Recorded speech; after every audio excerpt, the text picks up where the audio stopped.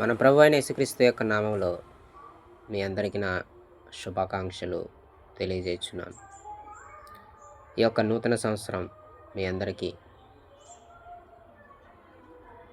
విజయవంతమైనటువంటి సంవత్సరంగా ఉండాలని కోరుకుంటున్నాను. నాకు కూడా విజయవంతమైన సంవత్సరంగా ఉండాలని ఆ ప్రభువుని మనసారా ప్రార్థిస్తున్నాను.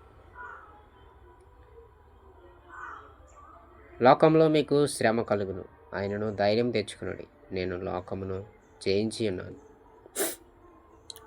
లోకాన్ని జయించినటువంటి యేసుక్రీస్తు ప్రభువారు, శ్రమలను జయించినటువంటి యేసుక్రీస్తు ప్రభువారు, సిలువను జయించినటువంటి యేసుక్రీస్తు ప్రభువారు, మరణాన్ని జయించినటువంటి యేసుక్రీస్తు ప్రభువారు మనకు తోడుగా ఉండాలని ఆయనను వేడుకుందాం, ప్రార్థిద్దాం. మనుషుల సహాయం వ్యర్థము, రాజుల చేతనైనను నరుల చేతనైనను రక్షణ కలుగదు.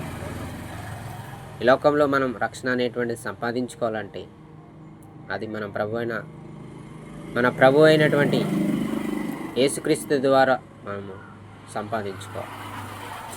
ఆయన ద్వారా మాత్రమే మనకు రక్షణ కలుగుతుంది. భూమి మీద పాపములు క్షమించుటకు మనుష్య కుమారునికి అధికారం దేవుడిచ్చాడు. ఆ మనుష్య కుమారుడు ప్రభు అయిన యేసుక్రీస్తు రూపంలో మధ్యవర్తిగా మనకు ఉండి, లోకరక్షకుడుగా మనకుండి, మన పాపములను ఆయనను మాత్రమే క్షమించి తీసివేయగలడు.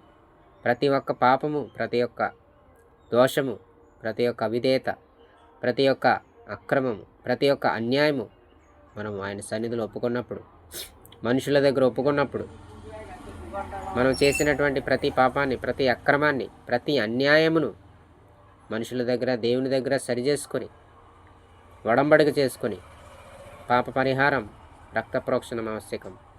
కాబట్టి పాప పరిహారం పొందుకోవాలని, మన ప్రభు అయిన యేసుక్రీస్తు ప్రభుల వారు ఇచ్చేటువంటి అమూల్యమైనటువంటి రక్షణ భాగ్యాన్ని సంపాదించుకోవాలని మనసారా ప్రార్థిస్తూ, మీరందరూ సుఖ సంతోషాలతో, శాంతి సమాధానాలతో అందరూ బాగుండాలని, అందులో మనం ఉండాలని కోరుకుంటూ మీ దైవ ప్రసాద్. Thank you.